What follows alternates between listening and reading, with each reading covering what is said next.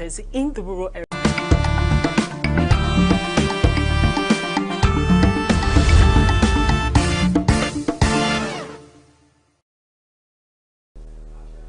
A very good morning to you and welcome once again to a new day on Signature TV.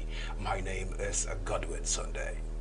Today we'll be talking about the state of health in Anambra following the documentary being done by Chimeli Precious, and we'll try to even find out if there are other angles to the story. But first, let me bring her up and to welcome you officially to Signature TV. Chimeli. Thank you Hope very I got that much. correctly. Yes, kind of.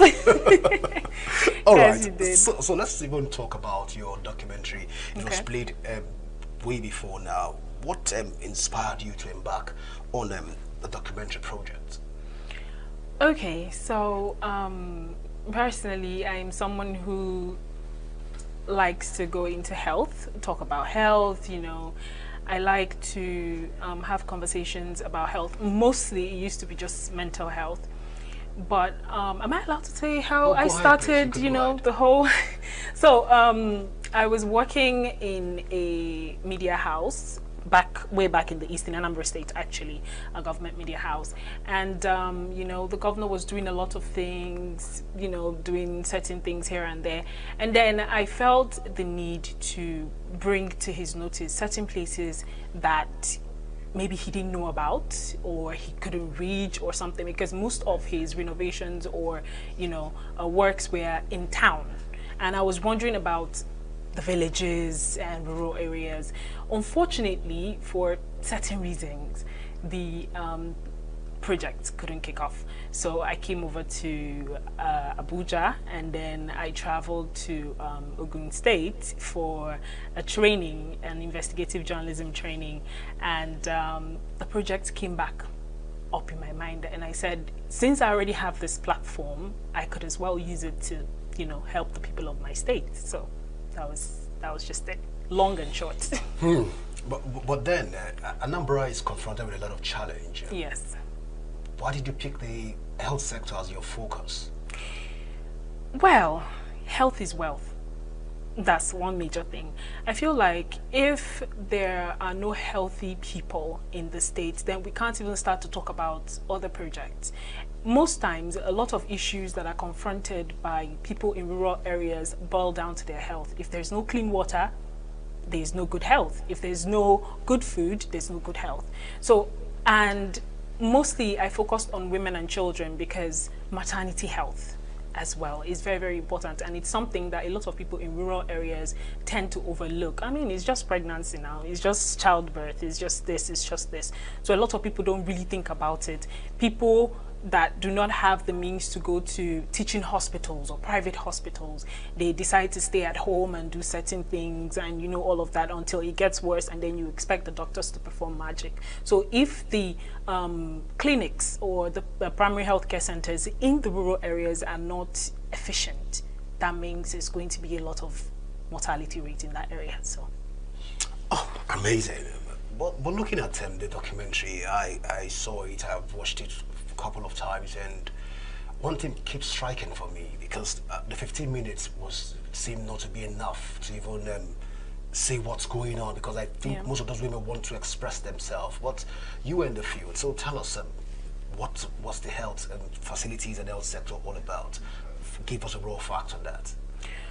okay, so talking about these rural areas, I was only able to showcase 6 primary health care centers out of a lot in the rural areas.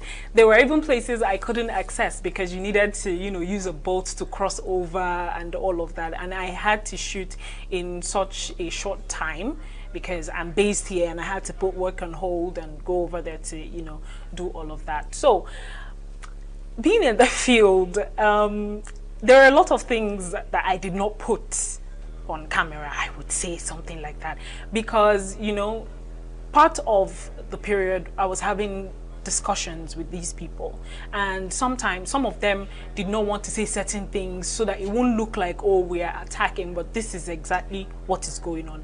And I recorded this last year. It's exactly a year. I recorded it in October last year. So out there in the field, trust me, it's worse than what I actually showed here. Speaking about, okay, since I was talking about maternal health, most labor rooms were terrible. That's the the least I can say. If you notice, one of the first interviewee, the doctor, she talked about light source, and if you notice, I had to like put a light on the candle right there just to show. And behind the scenes, she was telling us, oh, we use candles, we use phone torchlights. This is how we are able to, you know, bring these women to deliver their babies. She was talking about a lot of issues. I went around, you know, saw a lot of things. Even my cameraman was like, oh, God forbid anything brings me to these places. That's how terrible it was. It was really bad. You won't get malaria at that point. Honestly, he said no. And when he saw the labor rooms, he was like, my wife would never. I said, but there are people come in here, a lot of people, they come in, they have their wives delivered, they don't have a choice. They come in, this is their only hope, you know, for good health, and they don't have a choice. You have a choice. You can say, oh, I'm not going to come to this place because, you know, it's subpar, but there are people who this is their saving grace. So, and yes, and there were some others who did not actually want to talk. You know, they said, oh, it's okay, because actually some people have taken huge advantage of these people. They go out, they take pictures, they make videos, they interview them, they disappear. So most of them, the women, they kept complaining. They kept telling me, I know what you're trying to do is, you know, to get footages, and then you go out and then the government is going to give you a lot of money, or some NGO is going to give you a lot of money, and then you take the videos and you disappear. You're just using us to make money. And I said, no, don't worry. I'm promising you that this is not for me to make money. This is for me to tell the government that something like this is happening. And yes, maybe they did not mean to overlook you, because I mean, the government can be overwhelmed certain times with projects, but I'm going to make sure that they see these things and they do something. So that was it. Now, speaking of the government, now this conversation is very interesting because you've exposed the government of Anambra State, and you've showcased to the world some of the loopholes that they have within the health space. But I'm curious, what has been the government reaction so far after seeing this documentary? Have they been able to react positively or otherwise? Okay, so a day after the documentary went live, somebody called me. Yeah, somebody called me and said he was a government aide, and then talked about, you know, he tried to tell me, oh, that he wants to know the details of the documentary, that he wants to understand, because that he's surprised that something like this is happening. And I'm like, I had these interviews October last year. So, and talking about the money, the mismanagement fund, if you listen clearly, you would see that it was between, I mentioned it, 2020, 2022, that was when, you know, the money was released to the government. And I made sure you know who was on seats then and who is on seats now. And the people I tried to contact then were the disbursement team of that administration. So, but for the interviews, these were had last year. So he said, oh, that one thing that he wants me to do is for us to have a sequel, actually, that I would be surprised that most of those places have been renovated, some are still being renovated, and he can promise me, you know, that certain things they're going to also look into it, and then the other places that they've not touched, they will make sure to touch it so that I can come back and have a sequel and show that, oh, okay, yes, the government is doing better. So I am hoping that the other places that he saw in the video that they've not touched, they are doing it now. That is what I'm hoping for. And then, because I said, okay, no problem, we're going to sit down and have a conversation and see when we can come over to make a sequel to show that, okay, you people are actually listening and you're doing what the citizens want. So far, I guess it's been positive.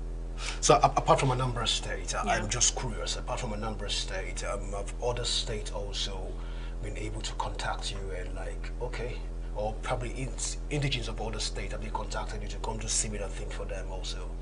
Actually, yes. a couple of people, I know some people from Ebonyi State, some from Abia have spoken, and then somebody from Imo actually said so as well. But we have not been able to extend to those places. So for now, I am still talking to them because they're saying, oh, we know this is happening, especially in most states, because at least we know the governor of Abia State is, well, trying to get into certain things. So I've had the person from Imo State has been on my neck. Oh, do you know what? I can help you. I can, be the fixer, find these places. You can come and record, come and show. And then the person from Ebonyi State is also doing the same, for the rural areas and everything. So definitely, I love this project because just like I said earlier, I love health. So if it works out, I would gladly go to those states to showcase some of the issues there in the health sector. All right, so it is an interesting conversation, but if you look at it from another light, funding for a project of this magnitude is very critical for, yes, especially for journalists like both of us. Mm-hmm. But then, what kind of support did you receive from Women Radio and the MacArthur Foundation? Okay, so I didn't want to say anything earlier because I knew you were still going to call them so that we don't get into that early now. Exactly. But the Women Radio Center helped me a lot. They helped me a lot throughout. When I went for that training, that was the first kind of intensive investigative training that I have gone for, and I enjoyed every bit of it. The training sessions, the facilitators, and then we had coaches. So I had a coach who put me through everything, the scripting, where you're going to go, have you made contact, have you done this, have you done that, how much is this documentary going to take? At first it was, how do you want to showcase this? Do you want it to be print? Do you want it to be, documentary? How? I told them I want to do a documentary. So now they put me through the documentary process, asked me for the fixer, have you done this? Have you done the research? Have you done this? Is this fact? Is this? Fact check a lot of things. So the Women Radio Center and the MacArthur Foundation actually helped a lot. Took care of the flights, accommodation, payment for everything, the logistics, the cinematographer, the editing, everything. Up until right now, they are still helping. So I am really, really, really grateful. I went for that training, and honestly, if there's an opportunity for them to, still help other states, I am so in. I am in for it, honestly, because just like you said, funding is very, very difficult. And if I'm able to partner up with them and we see this as a long-term project, not just now in the East, different parts of Nigeria, because all through the country we see a lot of issues on social media. People have been bringing things on social media, so now a lot of people's eyes have been opened. So I would really, really want to do in-depth documentary on certain places, certain issues on this same topic.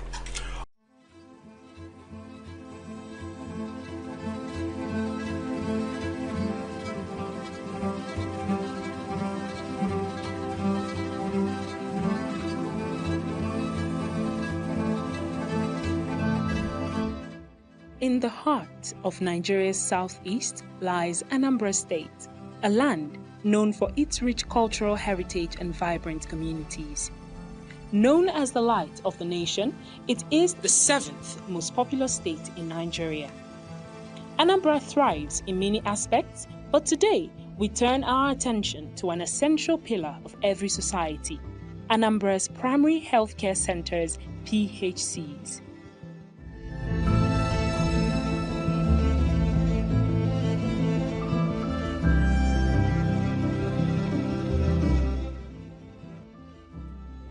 Anambra, like many other Nigerian states, committed to a vision of accessible and quality healthcare.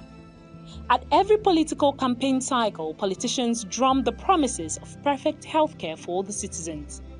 Once they get into power, they paint the walls of the existing poorly or non-equipped centers, donate a few items like gloves, masks, and they organize the commissioning with pomp and pageantry in the presence of the media. The government of Anambra State in the year 2020 and 2022 received the sum of 813 million naira specifically for primary healthcare development from the Basic Healthcare Provision Fund. According to reports, the account of expenditure shows that only 358 million naira were disbursed to 332 PHCs that were enrolled under the Basic Health Fund for the refurbishment of their facilities. We were unable to track the balance of 454 million naira. And when approached for an interview, the disbursement team declined. This is my office where we see patients with my colleague and my fellow health workers. So in this my office, this is where I attend to patients. This is my seat and this is my table. In this room also, there's a section where we keep our drugs and our files, patient folders and all. So like this one room now is for the drug dispensing room. Even where we give patients injection is the same room. So we have many things going on in this area. We don't have oxygen, we don't have oxygen cylinder. We don't even have common glucometer to check blood sugar, random blood sugar, and all those things. So sometimes we will be in lack of even needles, 2 meals, 5 meals. We can't even find them here. Even spirits to at least clean patients, swab. We don't have spirits. We improvise with ordinary water. Okay, some patients that may have like indigestion, all these pregnant women, we don't have proper drugs to treat them. We're mixing sodium bicarbonate at least to calm the acidic content of the stomach. So that is the improvisation we normally do here. In our lab, we don't have some equipment to check, even ordinary PCV. What we do is we assume. So it's not supposed to be. And this health center is a place we're supposed to have those basic equipment. People come here a lot. They first of all come here before they go to the teaching hospital. So we're supposed to have those things here to help us in our medical treatment and care. When you go to our labor room, of course, it's not in a proper labor room condition. We don't even have normal light source. It's not well equipped. The bed is not okay. We don't have water. There's no water running in our tap. Everything is locked. When we want to do something, go and buy water. It doesn't make sense. So a lot of things we don't have in this place. Even thermometer, we don't have thermometer here. The one that we have is even not okay. You keep doing like this, keep doing like thermometer. We workers we keep buying and buying thermometer with our own money, and the government is not doing anything. I'm a nurse as a volunteer. Sometimes mmadụ lie nne n'ebe anyị na-eji osisi mada carton ka wee nọrọ na anwụ drip. Ọ na-abịakwa anya na anyị need bed abụọ n'ọmụma. Ọ bụ na gọọmenti emere anyị ebere na anyị need ya. Na ndị mmadụ na-eme complain ya nnukwu, especially anọsa na da carton. Ọ bụ na onye na-enweta onwe ihe ọzọ esi bụ na ukwu na-egbuzi ya mgbu. Ọ bụrụ maka da carton na anyị abụọ dị esi. Ọzọkwa mmiri na-adị enye anyị nsogbu na wọọlụ. The challenges I will have. Number one, we don't have water. We are facing water outside. Not outside. And we don't have generator. In the health center like this, we're supposed to have gen. In case of if NEPA took off their lights. Meanwhile, I had a worker I'm with gen, I can use gen. Like I try more in the nights. I use, we go and buy a torch. We use torch when there is no light. But if there is gen, we'll be using gen. Most of our building is leaking. Our roof is leaking. We need that. Then go to our staff room. That place is totally broke out.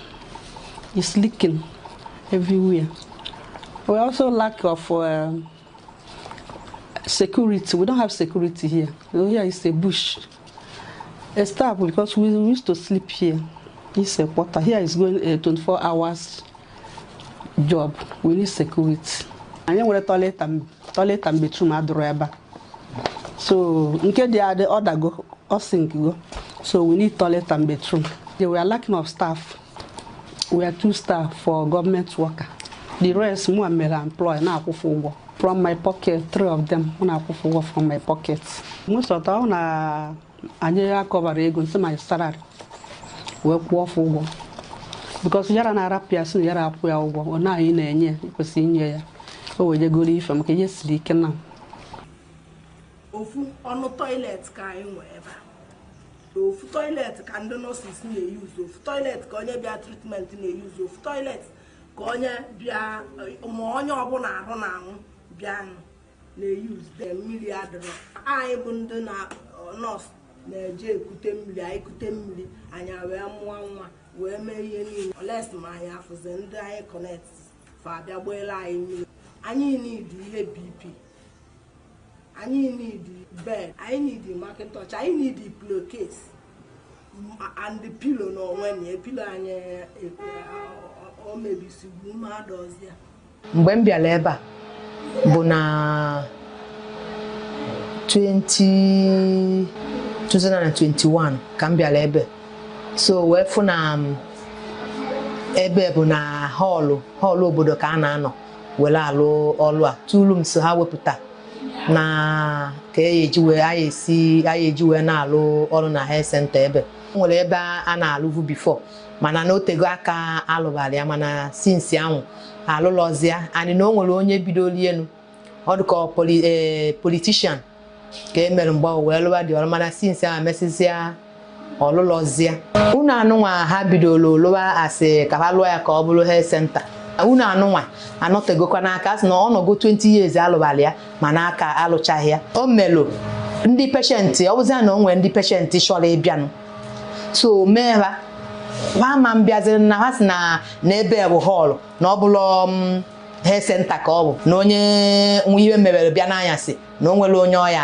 afụ ma ọ bụ na o nwere onye ihe mebere ọbịa na-eyife mịafụ na mmadụ nọọsụ nọgide ntaịm ahụ anyị eji wee na luo anyị naba onwezi onye ihe mebere na mgbede anyasị for example ebe 6 ma 7 ma ọ bụ ihe midnight ọbịa o nwere onye ọ na-afụ na ọ ya enye aka alụsịa ya na ọ ya esokwu mee a na-enwe ọrụ ọfụma ebe a ndị enwegasịa dipatmentị ọbụla na the center ya bụ nwe ebe a na-amụ nwa enwe ebe a na-abụ immunization nwesịa ụmụ ebe a na-emegasị services dị iche iche na ọnya ya enye aka ma staff quarters ome ndị staff enwe ebe ha ya na-ebi ọ ya na-eme mgbe ọ na ha bịara enwe afụ na staff na ya na mmadụ na ya na-alụ ọrụ mana ọ bụ na ha enwere na onwe ụdị etu ọ ya abụọ ọdụ dịka etu ebe dọkịta na onwere ka ya abịa lalụwa ebe na ndị na staff na chance adịrị ya ma ọ na onwe kịta onye nwere problem nwee ike isi na nọọsụ nwee ike ịbịa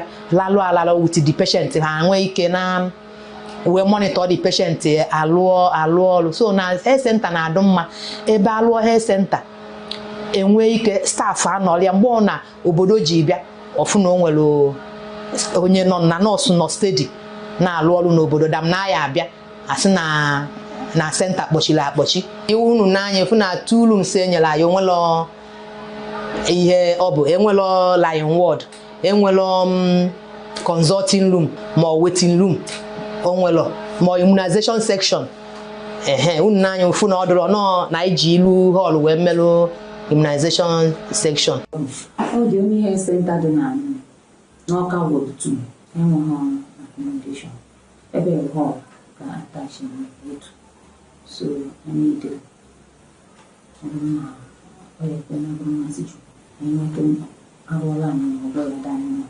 so mekwe na ward ma bụ ebe ihe niile anyị pụtakwu na ebe ha dịka ụlọ ọgwụ ịghọta bịakwa anyị kama ụmụ ihe equipment anyị dịgasị anyị dịkwa best ndị a bụ ndị anyị ji aka anyị wee mana bịakwa n'ebe nwa ọya dọ na ward just obere ụlọ this just two bed na abụghị ihe dịdere ebe a bịakwa anyị dịkwara the delivering equipments ụmụaka ngwa eji emedere and anyị dịkwa manpower na personnel ndị na-arụ ọrụ workers anyị na-ala akụ ndị workers so ebe as PHC ọrụ ọ kwesịrị ka ọ na-arụ ọrụ 24 hours service The government has shirked in its basic primary healthcare responsibility, which is the first point of contact for the citizens.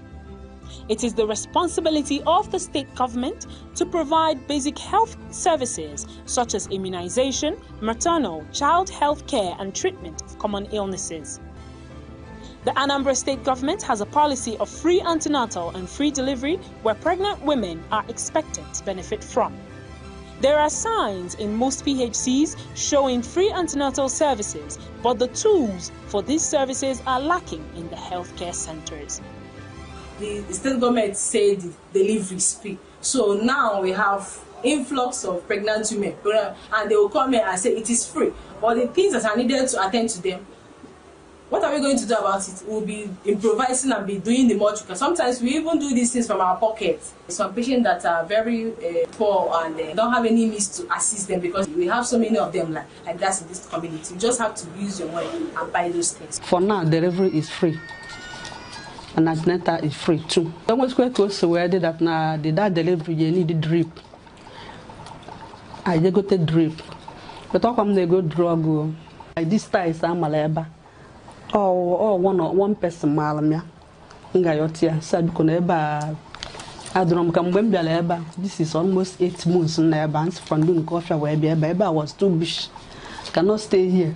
My one have a table and I did too much. I ask, what work is being done to ensure that these primary healthcare facilities are up to standard so that they can properly cater for the pregnant women who genuinely need them?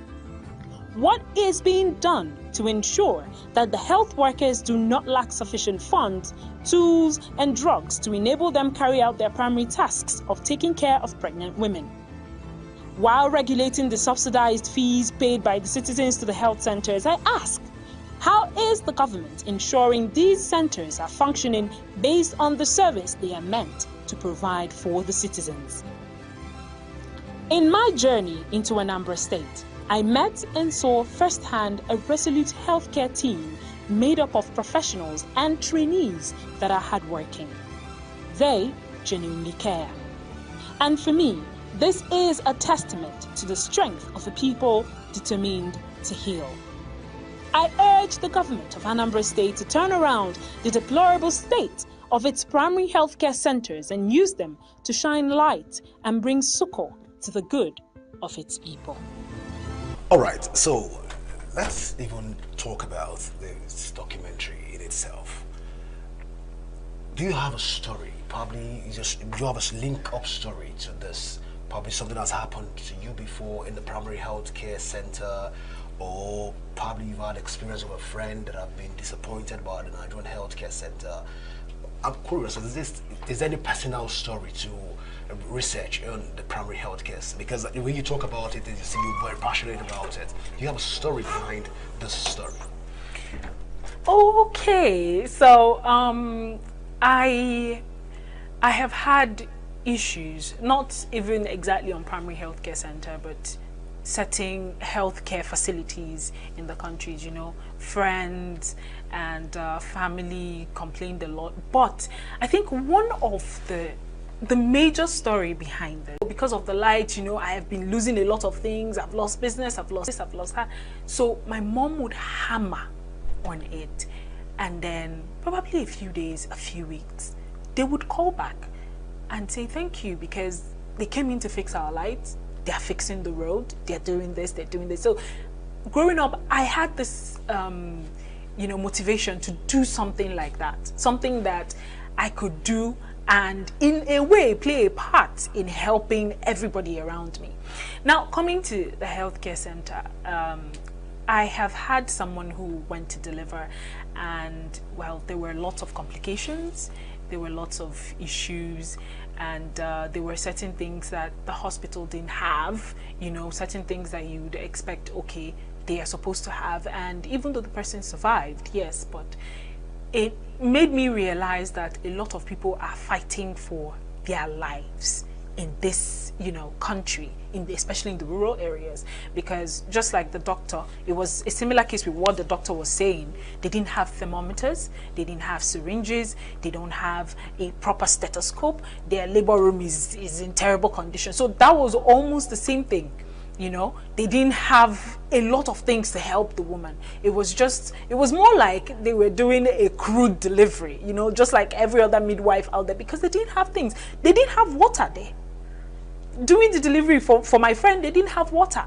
It was very, very difficult. We had to buy bags of water. We had to go into town to buy bags of water to bring in to help. So it was it kind of also solidified that motivation that I had to do this documentary.